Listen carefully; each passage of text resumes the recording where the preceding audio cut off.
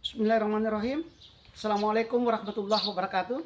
Perkenalkan, nama saya Muhammad Yusuf, SPD MSI, Kepala SMP Negeri 3 Talusyattinge. Adapun tema yang menjadi kegiatan best practice yang saya lakukan yaitu di bidang akademik, yakni pengembangan potensi siswa melalui penulisan karya ilmiah.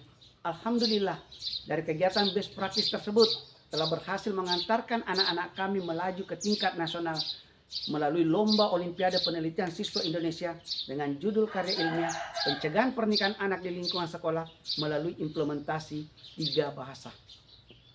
Sebagai best practice, tentu saja karya ilmiah tersebut harus memiliki kaidah-kaidah ilmiah yang terdiri dari latar belakang masalah, kemudian kajian teori yang mendukung, metodologi penelitian, pembahasan, dan penutup yang berisi kesimpulan dan saran.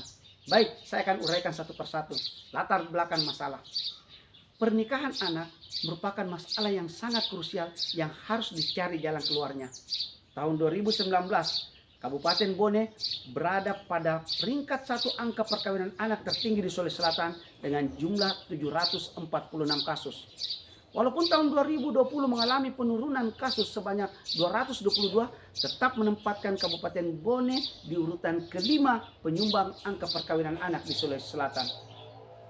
Kecamatan Talusyattinge menjadi bagian penyumbang angka perkawinan anak, dan salah satu bagian dari Kecamatan Talusyattinge yakni SMP Negeri Talusyattinge berperan besar terhadap angka perkawinan anak tersebut. Bayangkan, sejak diangkat menjadi kepala SMP Negeri 3 Talusyattinge pada tahun 2017, tercatat ada 3 anak 3 tahun berturut-turut harus mengakhiri impiannya demi memenuhi kepentingan orang tuanya untuk dinikahkan di usia dini. Oleh pemerintah Kabupaten Bone dibuatlah program SIPEKAH, Sistem Pengendalian Pencegahan Pernikahan Anak, yang kemudian ditunjang oleh program Berani dari UNICEF melalui pembelajaran PKH dengan mengintervensi 12 sekolah di 6 kecamatan.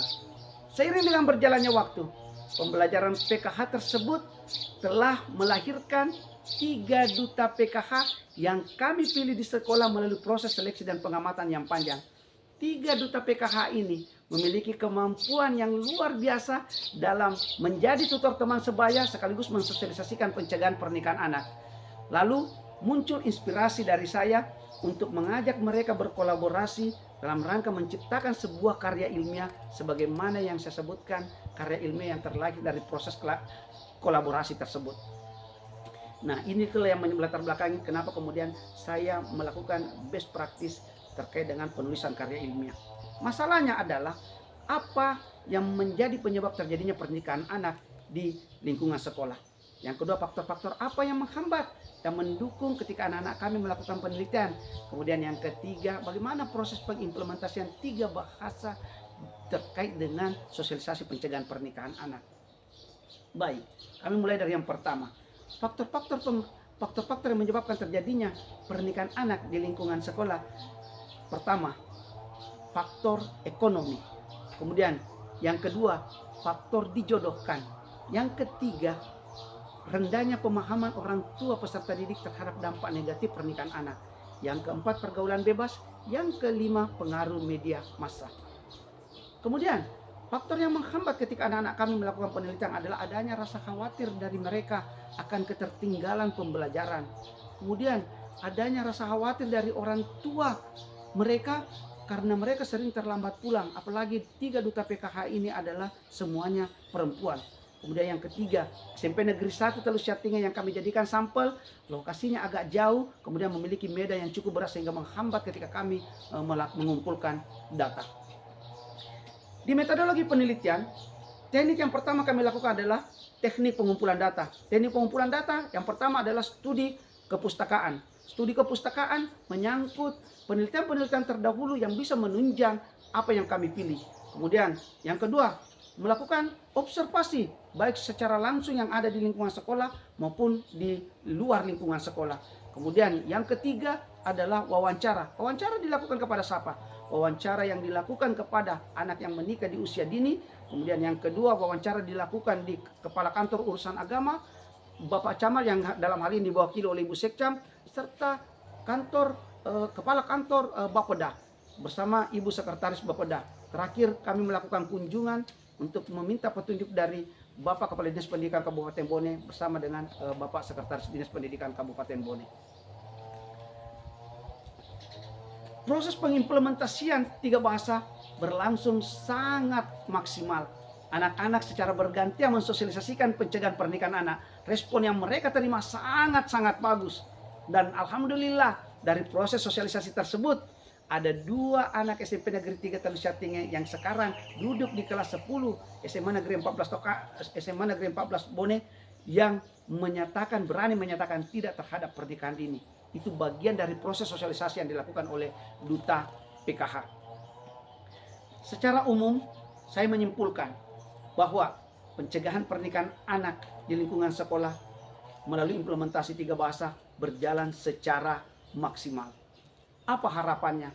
Harapannya adalah kami sangat berharap ada tim regenerasi yang bisa melanjutkan kinerja dari Duta PKH ini. Bahkan kami berharap kinerja mereka yang menjadi regenerasi penerus jauh lebih bagus, sehingga karya ilmiah yang dihasilkan bukan hanya melaju ke tingkat nasional, tetapi bisa mendatangkan hasil yang lebih maksimal. Lalu untuk mendukung apa yang saya sampaikan terkait dengan kegiatan best practice yang saya lakukan, maka saya menghadirkan 3 anak untuk memberikan testimoni terkait dengan kegiatan best practice di SMP Negeri 3 Talusyatinge.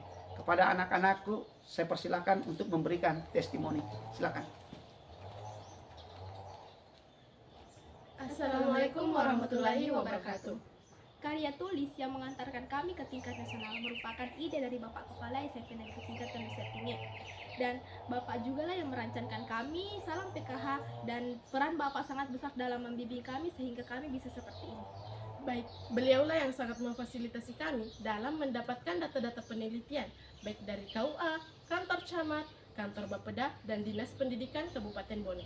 Kami juga berterima kasih sebesar-besarnya kepada Bapak Kepala Sekolah kami.